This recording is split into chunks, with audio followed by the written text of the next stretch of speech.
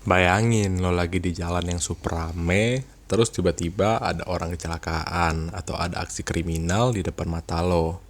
Logikanya, makin banyak orang di sana, makin cepet dong pertolongan datang. Tapi faktanya, seringkali yang terjadi malah kebalikannya. Orang-orang cuma berdiri, liatin, atau malah sibuk videoin, tanpa ada yang berani maju duluan. Apakah manusia zaman sekarang udah nggak punya empati? Atau ada kerusakan di otak kita pas lagi di keramaian? Hari ini kita bedah fenomena psikologi gelap.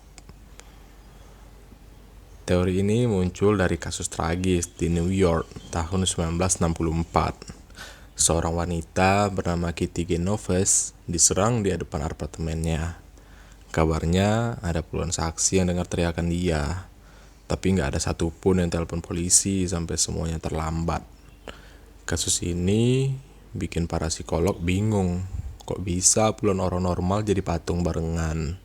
Setelah diteliti, ternyata ini bukan soal jahat atau nggak peduli, tapi soal gimana otak kita bekerja di tengah kelompok.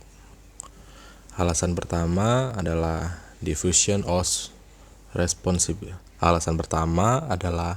Diffusion of responsibility atau pembagian tanggung jawab. Kalau lo sendirian lihat orang pingsan, lo bakal ngerasa 100% tanggung jawab ada di pundak lo. Tapi kalau ada 100 orang di sana, tanggung jawab itu pecah jadi cuma 1%. Otak lo bakal ngebatin, pasti ntar ada orang lain yang bantuin.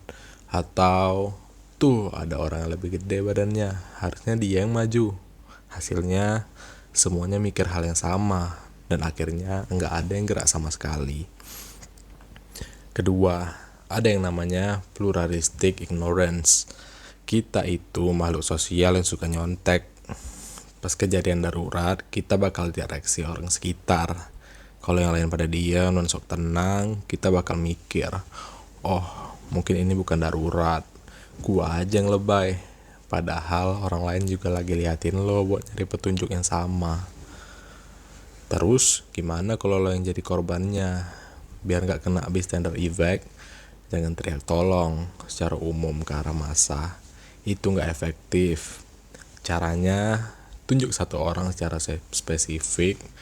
Misalnya, Mas yang pakai baju merah, tolong panggilan ambulan. Pas lo nunjuk satu orang, tanggung jawab yang tadi ya pecah langsung balik 100% ke orang itu. Dia bakal ngerasa terpanggil, dan biasanya orang lain baru bakal ikut bantuin setelah ada satu orang yang mulai. Jadi bystander effect itu emang bug di otak kita, tapi kita bisa ngelawan dengan cara sadar dan berani jadi yang pertama gerak. Pernah gak lo ada di situasi kayak gini? Atau lo malah pernah jadi korbannya?